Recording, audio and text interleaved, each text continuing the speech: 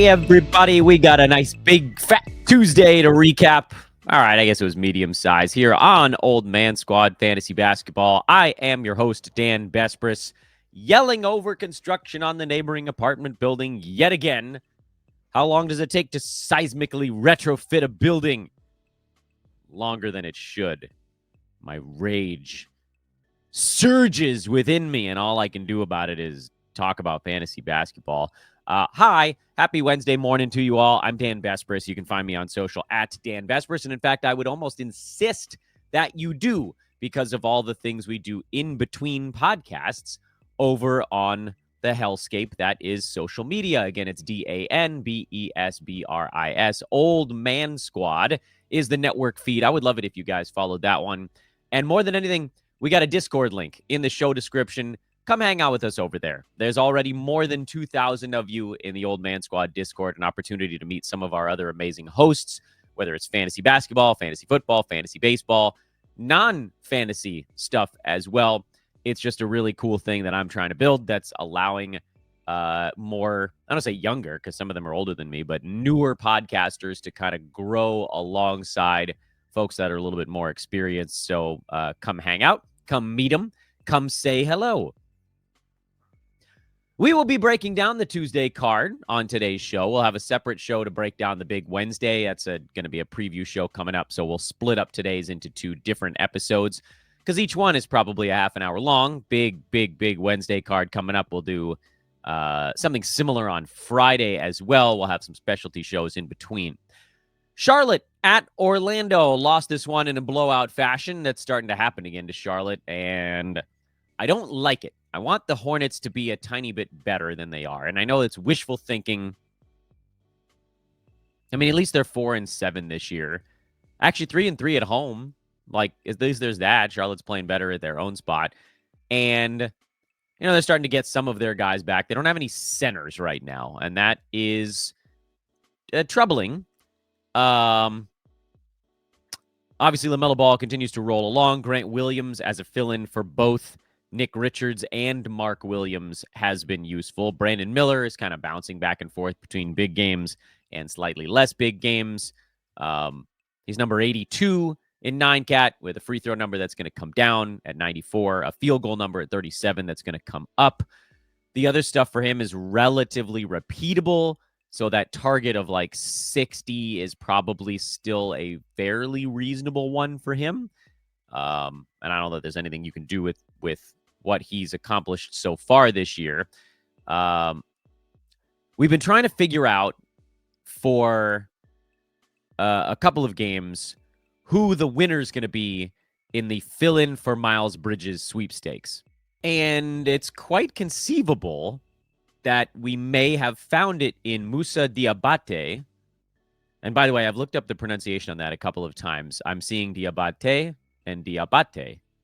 And I'll just split the difference and kind of slur my way over where the accent is on those two last syllables.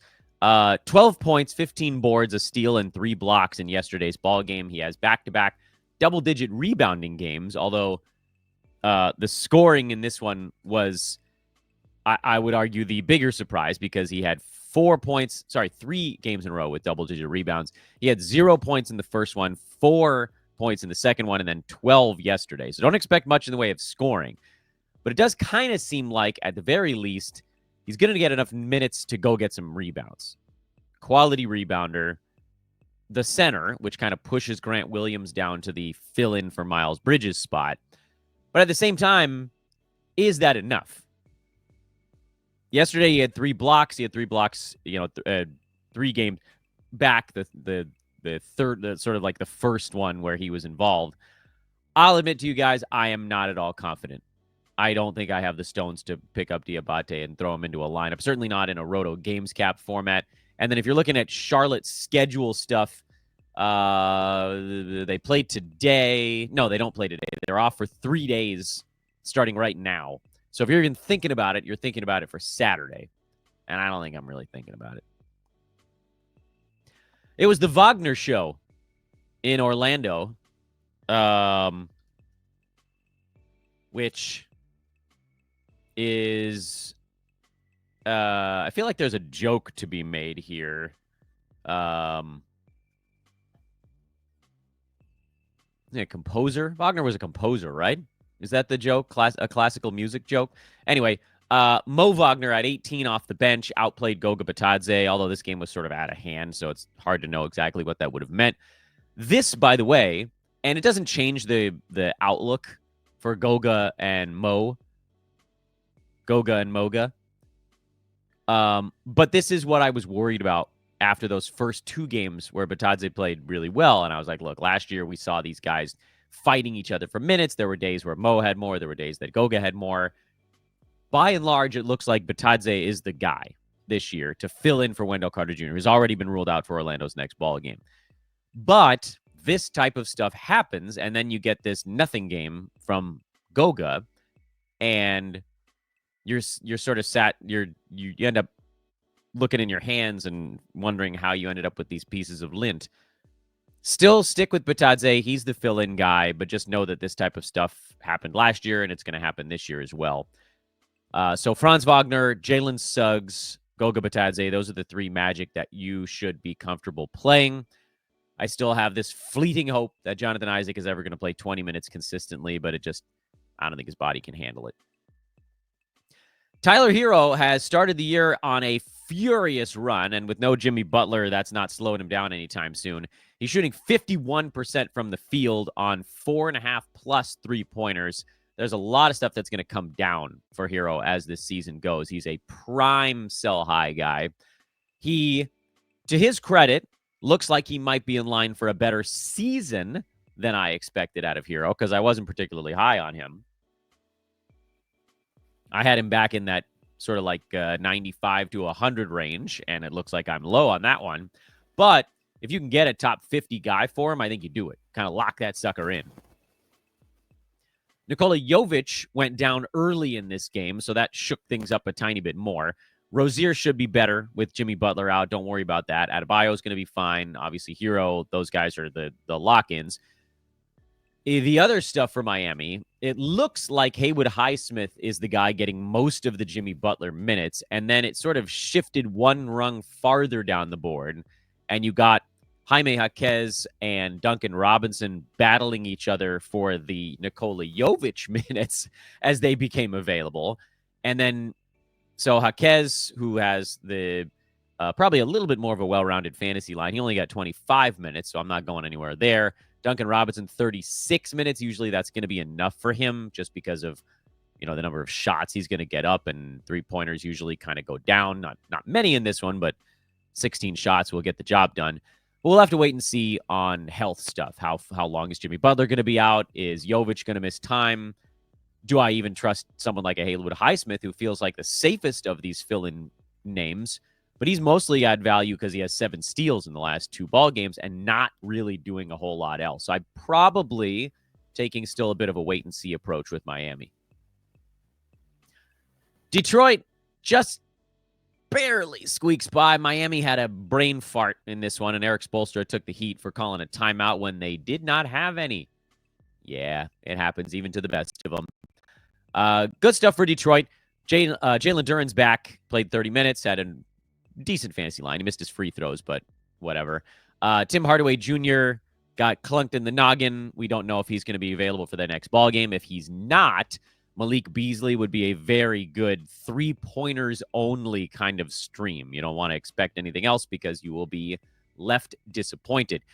Jaden Ivey, big counting stats game, 19, 9, and 7, and didn't muck up your other stuff too much. This is why he is a head-to-head darling and a roto disaster. He's number 168 because of the bad free throws, the high turnovers, the not very good field goal percent, the not much in the defensive stats, but good scoring.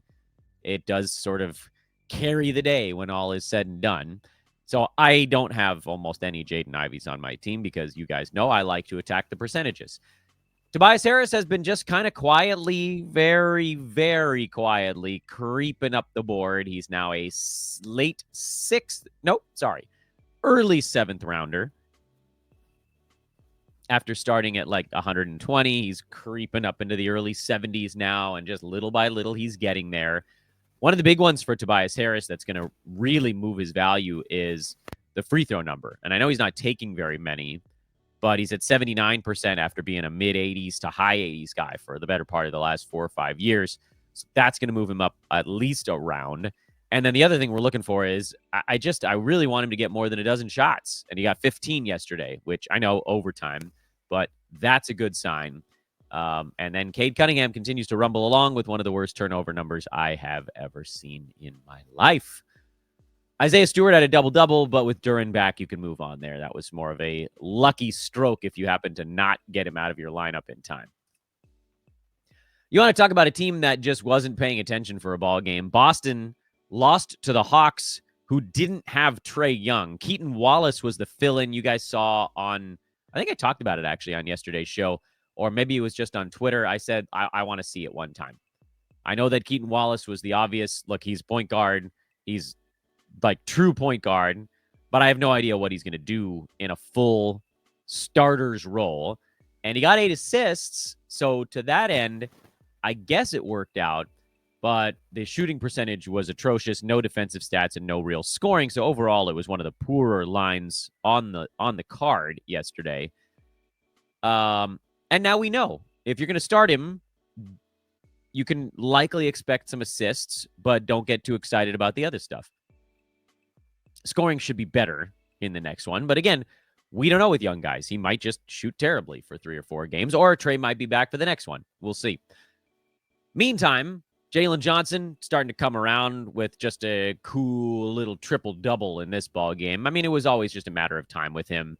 The free throw percent was extremely low. It's still, frankly, kind of low, but he's up to number 49 now, despite almost being like a punt free throw guy. But it's coming up a little bit.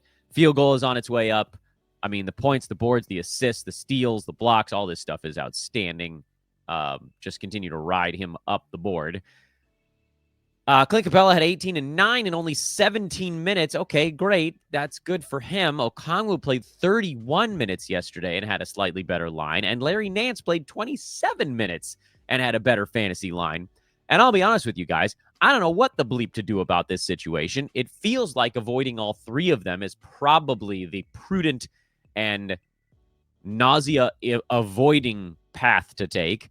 But somehow all 3 had good lines in this particular ball game. How? I truly haven't the foggiest. At some point, we're going to see DeAndre Hunter. He was ruled out of this game for personal reasons instead of knee-related reasons. And then at some point, another 2-3 weeks down the line, we might see Bogdan Bogdanovic. And I know you guys want me to just like scream about Dyson Daniels, and I very much will, because, you know, he was one of the guys that we really wanted to target with late picks. He was in my first 5 or 6 flyer type guys, along with Cam Johnson, Norman Powell.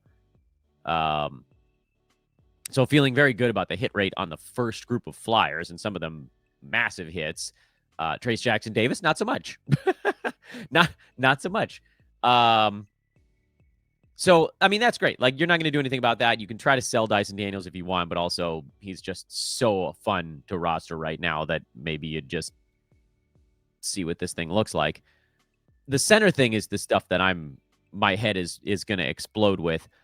I would love it if somehow Larry Nance became like the guy on this team, but I don't think that's going to happen because he's not part of their future. He's an expiring contract that's probably going to get moved. Clint Capella, also kind of the same thing, but they need his size from time to time. And it still kind of feels like eventually it's going to have to be Okongwu, and he was part of the best lineups in this game for Atlanta, but it's mix and match. Every single day it's mix and match, so probably just dodge them all. And then Zachary Reese-O'Shea, he's like Jaden Ivey, frankly, in my mind. Head-to-head only. I don't want him in Roto. Guys, Derek White is a bona fide first-rounder this year. Like, legit first-rounder. He's number 9. He's just crushing everything. 20 points, almost 5 assists, or 5 boards, 4.5 assists, 4 3-pointers, a steal, a block. He's doing it on great percentages with almost no turnovers.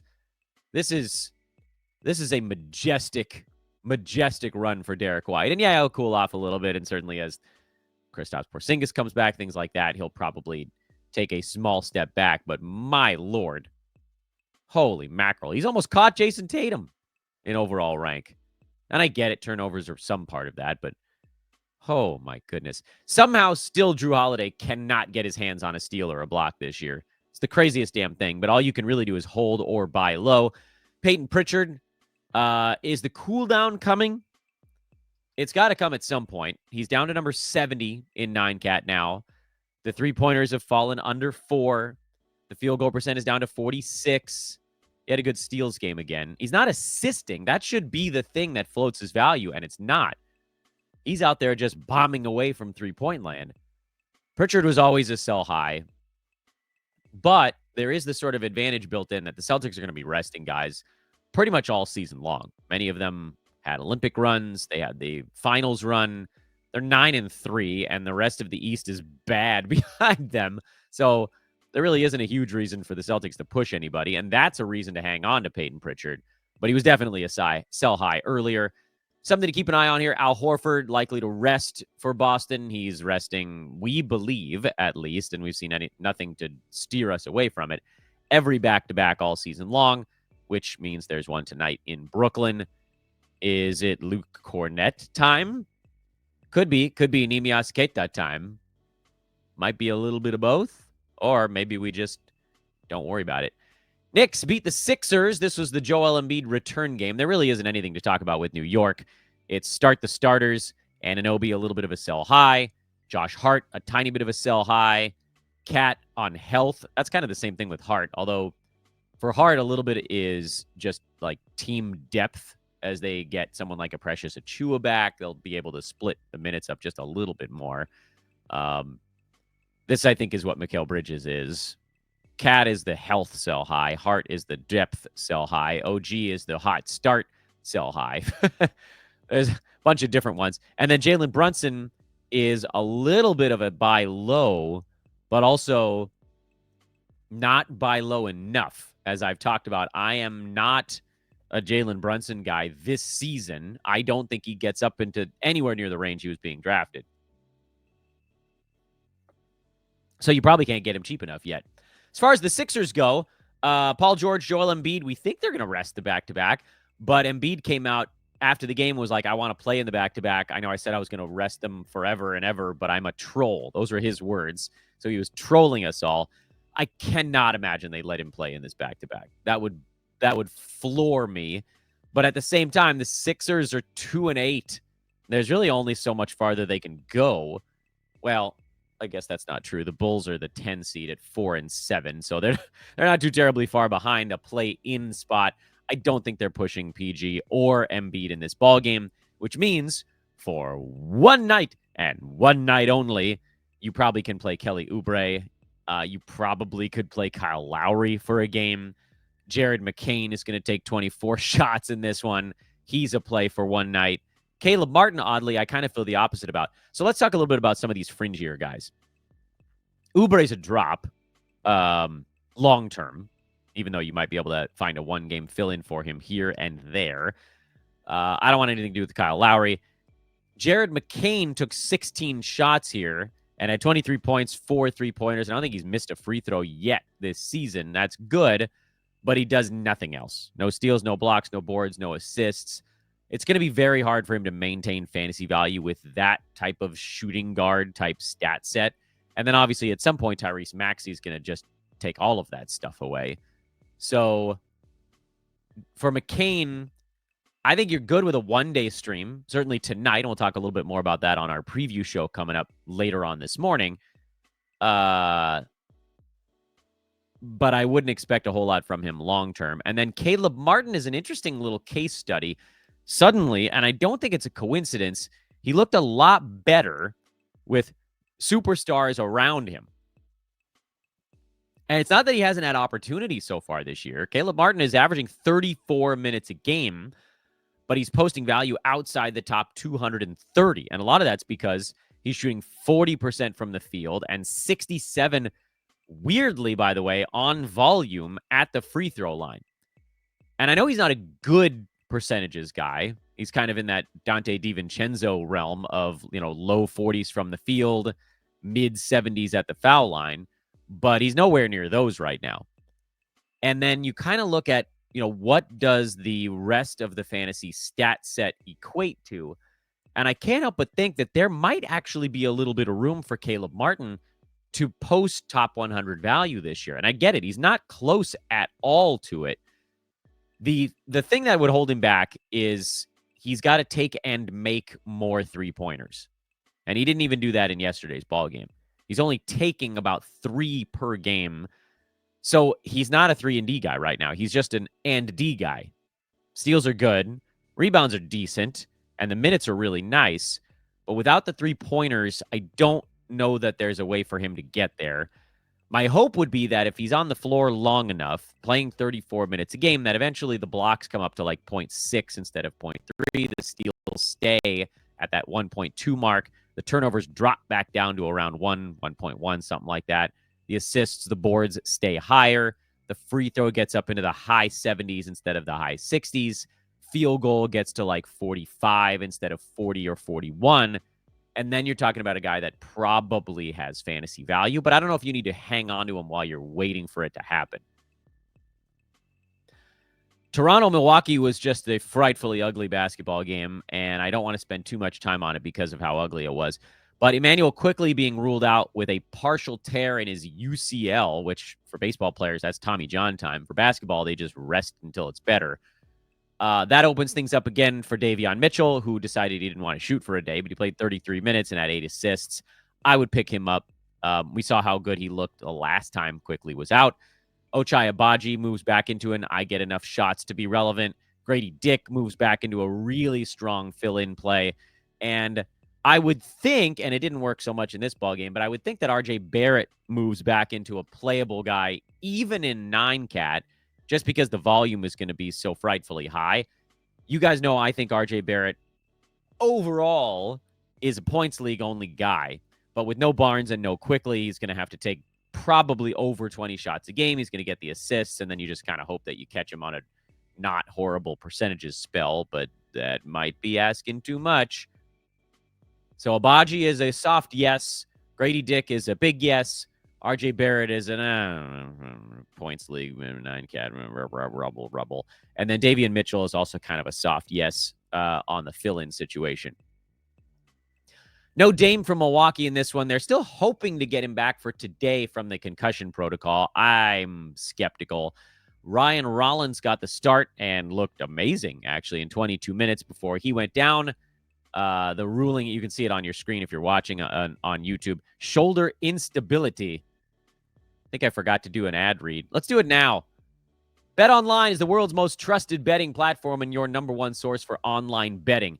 From the earliest odds to in-game live betting, BetOnline provides you with all the action and the ability to watch the games as they happen. With the largest selection they have of odds on everything from football, NBA, college basketball, NHL, UFC, and MMA, head to BetOnline today to get in on the action with America's most trusted site for online wagering. BetOnline, the game starts here. What the hell were we talking about? Yes. So, I don't know what that means for Ryan Rollins. I've never actually seen that diagnosis before, but if he's out, then Delon Wright becomes the third string point guard, and you know we love ourselves some Delon Wright fantasy game. He's a big steals dude. He'll get some assists and rebounds. He probably won't score very much, but nobody did in this ball game. Bobby Portis took 17 shots in 18 minutes. That's actually hilarious. When Dame is out, Portis is a play because there's just going to be enough usage to go around. But we got no choice but to actually see who's in and who's out before making a call. They host Detroit tonight. It's one of the early-ish games on the card, not an early game. But then we'll find out who's in and who's out.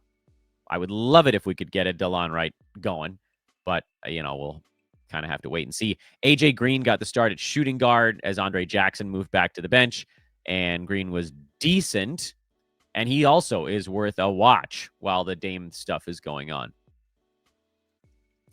Phoenix beat Utah. Bradley Beal in. He's going to be in and out seemingly often. This was calf tightness after he'd been dealing with some elbow stuff. So my guess is that Beal probably takes a game off. I don't know. We'll see. It's a back-to-back in Sacramento. It's game 2 in a 5 games in 7 days run for Phoenix. So a day off was going to be coming one way or another. With no Kevin Durant, obviously Royce O'Neal is in better position. Devin Booker and Beal, those guys are going to do a whole lot more. No Yusuf Nurkic for this game, so Mason Plumlee got 26 minutes and utilized them effectively. So you've got that as a possible fill-in option as well. And then Tyus Jones was a little quieter here, but, he's obviously a hold. No Walker Kessler for Utah, so the injury board continues here. That vaults John Collins from a pretty solid fantasy play to just an absolute monster. This is what we saw down the stretch last year when Kessler was out, either hurt or just in the doghouse, and Collins was the starting center, and he rolled top 40 during that stretch. So anytime Walker Kessler's out, John Collins is a top 40 guy. Colin Sexton was okay enough to buy himself some more time on rosters. Markkanen is a great buy low. Keontae George is an unmitigated field goal percent disaster.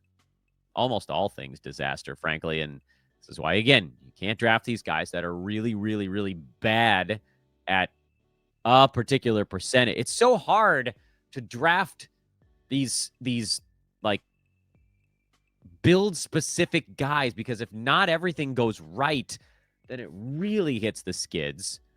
And it's like, I fear these dudes. Sometimes it works. Like with Giannis, it's going to work. But, man, you're playing with fire. There's just easier ways. Especially because a lot of folks that were drafting Keontae George were not doing it with the punt in mind. And that made stuff really complicated. But you guys know me. It's just not... I can't go down those paths because I think it makes winning harder. Not impossible. And if it works, then terrific. But it needs to be a guy who's falling because of those shortcomings. Like, I thought Scoot Henderson was probably a reasonable shot to take for a while. He moved up the board at the very end of fantasy draft, so it wasn't quite as easy to do. But for a long time, he was going at like 145, 150, and you're like, okay, I can do that because I know he's going to be bad at field goal and turnovers. I don't know what the hell his role exactly is going to be this year, but I know that that's for my team build. Great. But like, Keontae was a tough one because you had to take him at like 105, 110 when there were legitimate fantasy choices still out there that you didn't have to overlook that other stuff. I don't know if that makes sense. And it wasn't meant to pick on Keontae George. It's just a type of player that is going to be a train wreck in something, typically a percentage, because those are the ones where it's sort of easier to pick them out of a lineup. Kyle Filipowski had 18 points, but he did it in 23 minutes. We're not going to do anything with that for now. And then Jordan Clarkson is on one of his little good runs, and he is, as you guys know, I think the founding member of my Stream While Hot universe. So if you want, you can play Clarkson. Just know that when the brakes hit, he doesn't tap the brakes. That car, you may smash straight into a wall. Minnesota was not great, man. Early returns on this trade are they're 6-5, which again, not bad, but this was a top team in the West last year, and defensively they should be better. They weren't in this one with Cat not there, and with Randall at the power forward, more of a true power forward instead of a center. But if you have a game where your opponent is hitting shots or you're not guarding well, you better find a way to beat him some other way. Naz Reid almost found that way. I love me some Naz Reid. He's number 66 in 9-cat, guys. Percentages that won't hold, but also defensive stats that are weirdly low. Anthony Edwards had 4 more 3-pointers. He's been fine. Not picking up Jaden McDaniels. He does this once every 3 weeks where he puts up a really good fantasy game and then he disappears again. Mike Conley and Dante DiVincenzo are the guys that we've been tracking on this Minnesota team. DiVincenzo just 18 minutes in this ball game. It wasn't happening for him there. That dropped Dante back to 125. Conley sits at 141. The steals are good. The assists are not where you'd want them. The field goal percent is abysmal. He's still at 31%. And it's why I can't quit Conley, because we know eventually that's going to get up into the 40s. And that'll push him from the 140 range up to the 100 range. And if he gets hot and they start to give him a few more minutes a ball game, then suddenly he creeps a little bit higher. I want to drop Conley so badly, but it's so obvious that he's better than what he's done so far. And so I just can't quite get to the cut button. Cut button. That's kind of a fun nickname. Time Lord. Monster game for the Trailblazers. 19-9, 3 assists, 3 steals, 3 blocks, 9 out of 10 shooting. And this is what we know Robert Williams can do when he gets playing time. Of course, the issue here is that he got playing time because DeAndre Ayton was out. Now, that does give us a nice look ahead. Okay, anytime DeAndre Ayton is on the shelf, Robert Williams is going to be a monster as they work Donovan Clingan into this situation, who got the start, by the way, but didn't do a whole lot with his 21 minutes. This was a good game kind of all around for the Blazers. It's one of those ones where you can point and go, ooh, look, that guy did that, and that guy did that, and that guy did that. Anthony Simons went down with shortness of breath early in this game. They think he's fine. They're going to run some tests, try to make sure that he's fine. If Simons misses time, then a bunch of guys get a bump up the board. You would assume that Scoot gets a nice little bump, and Grant will do more, and Sharp will do more, and Avdia will do more, and Kamara will probably get to do a little bit more. But I don't think that you can point and go, ooh, Avdia, good game, we need to add. I don't feel that way. Shaedon Sharp, to me, is a punt field goal add. Like, Kamara's been fine for steals. That, I don't know, whatever. Grant is a sell high anytime he has a workable fantasy game. I don't think you can add a bunch of these guys, even if we know Simons is out, until we see, do any of them actually, like, kind of take precedence over the other ones. And certainly with Robert Williams, he's not going to play in back-to-backs. They're going to be trying to move him. I don't know if they're going to, but they're going to try to. Ayton's going to get his days off here and there. It didn't seem like this was going to be an extended absence for DeAndre, but we can kind of wait and see on that one as well. In my opinion, if you're in a games cap format, Robert Williams is a fantastic, 14th, 15th guy on your team because you can drop him into the lineup anytime either Clingan or Ayton is out and get a huge ball game. But the rest of the time, you're not going to play him when he's getting 12 minutes. He'll be okay, but that's a terrifyingly low number of minutes, and it's not going to be enough to get stuff done. I'm not adding Avdia, and again, I'm not a big Shaedon Sharp guy. I get it. Fits your team build. Roll with it. That's fine. Kamara is a steals stream. Scoot, we just sort of wait quietly and hope that at some point they let him do more stuff. Delano Banton, no. Anyway, onward and upward. Dallas Golden State was a fun one. Steph went nuts late. You knew Klay Thompson was going to have a better ball game here. He had one good one left in the tank waiting for the Warriors game. And yet, Klay's still number 116 in 9-cat and seemingly kind of falling. I don't think it'd be that crazy if he kind of stayed in that range. I said it probably 30 times during the run-up to the season. I believe that Klay Thompson is an injury fill-in level player this year. When Luka or Kyrie misses a game and Klay gets to do like basically what he did last night, gets 17 shots instead of 14, or 18 or 19 shots instead of 14, that's when Klay Thompson has value. But he's at 12.5 shots a game this season. That's not enough. He needs 15, and he'll get that or more when Kyrie or Luka takes a game off, but that hasn't happened yet this year. So head-to-head, you're going to have, it's going to be annoying to roster Klay all season long. Roto, you probably just leave him on your bench, except for, this was an obvious revenge game kind of deal most of the time. And then at some point here, Luka's going to need a day off because, he wears himself out, and Kyrie misses games because that's just what happens. Mavs are 5-6 right now. I don't know how the hell that's going down. But anyway, Derek Lively's back. That'll cut into Daniel Gafford a little bit. I still prefer Gafford over Lively. And I know that Lively's the better real-life basketball player at this point, but Gafford's fantasy game just translates better. Both of them should probably be on rosters. Lively's minutes have held him outside the top 100. I think Gafford probably ends up like kind of in that 80 to 110 range, and Lively probably in the like 95 to 115, 120 range, and both of those are fine. You can drop Najee Marshall now. And then at some point, if PJ Washington shows up, then that'll be a really obvious one.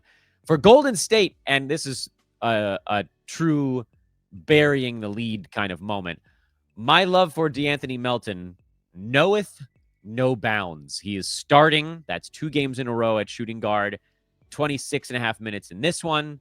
I think he was at 27 in the last one, if I'm remembering that right. It doesn't really matter, but it's close enough. Yeah, 27 and then 26. That is way more than enough for Melton to do serious damage in fantasy. We've seen it before, and we'll see it again here. 26, 27 minutes a game. He's 1.5 steals or higher.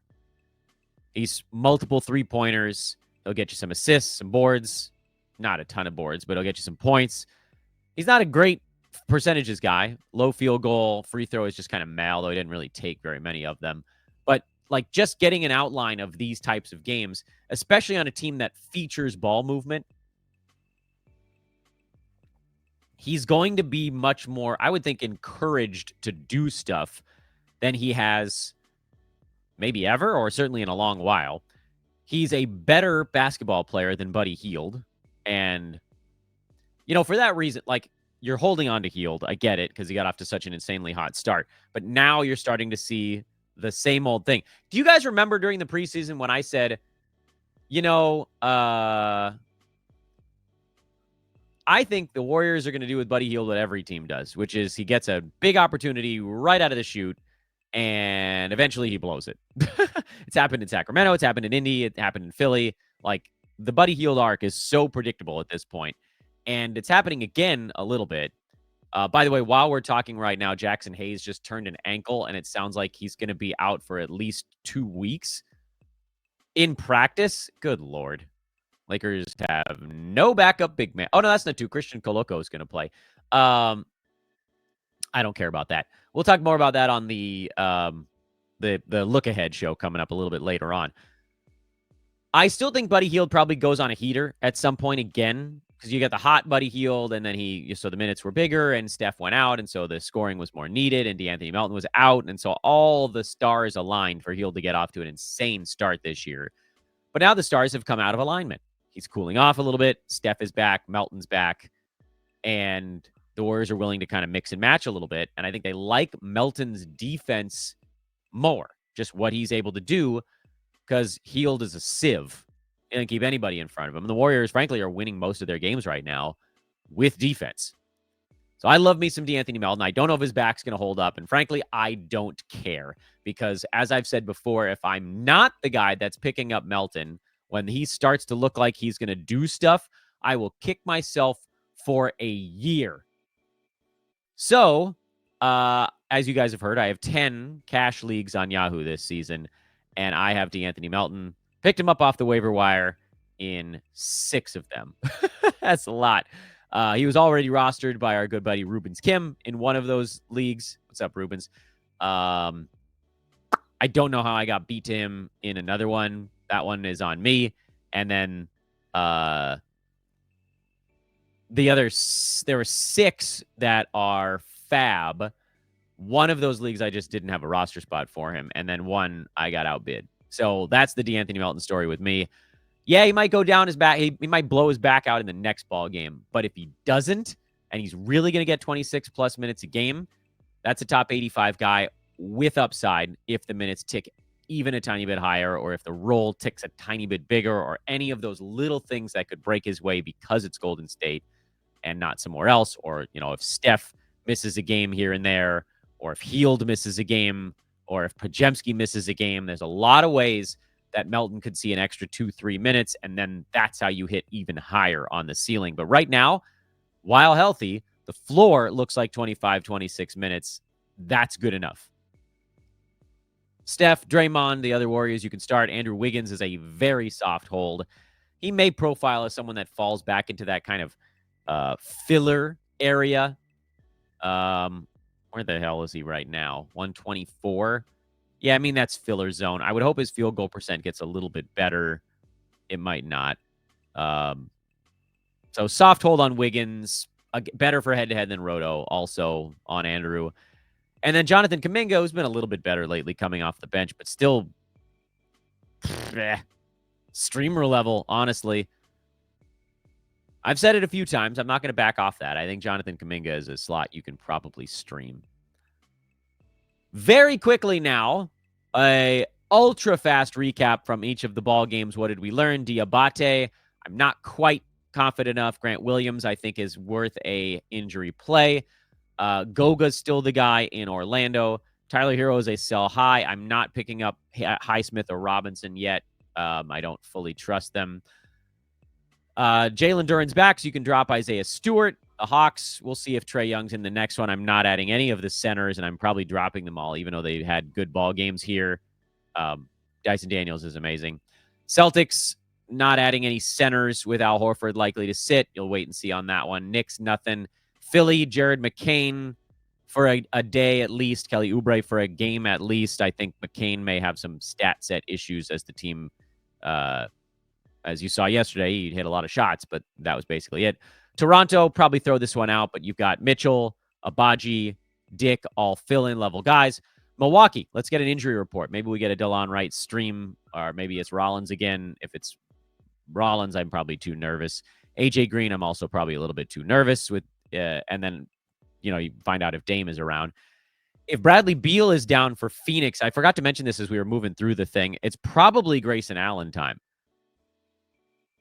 That's probably enough guys out where Grayson Allen would be in. John Collins is obviously your guy with Kessler out, but he's well rostered, so that doesn't change all that much. Jordan Clarkson is a stream while warm guy. Minnesota, I want to cut Mike Conley, and I just can't bring myself to do it. DiVincenzo is a hold as well. Portland, you're pretty much watching everybody. Robert Williams is a games cap replacement level ad. And most of these other guys, you're just kind of like, I don't care. And Simon's waiting on a report. Dallas, not much. Najee Marshall's stream is done. And then the Warriors, we just talked about a second ago. Okie dokie. That took longer than expected. We'll take a quick break between podcasts, and then we'll release another show previewing the Wednesday evening big card. I am Dan Besbris, DANBESBRIS. I forgot to tell you guys to like, rate, subscribe. Hit the like button on YouTube. Rate if you're listening after the fact on Apple or Spotify. Those things are actually really helpful. And, of course, subscribe because we want to keep growing. Let's keep growing this thing. I do feel like every day more people are like, oh, damn, that's where Dan is. Even now, folks are finding me. And then if you want to talk about fantasy stuff in between, if you want me to hit you with all the other things that I'm working on in between podcasts, at Dan Besbris over on Twitter, DANBESBRIS. I will see you guys there. Later.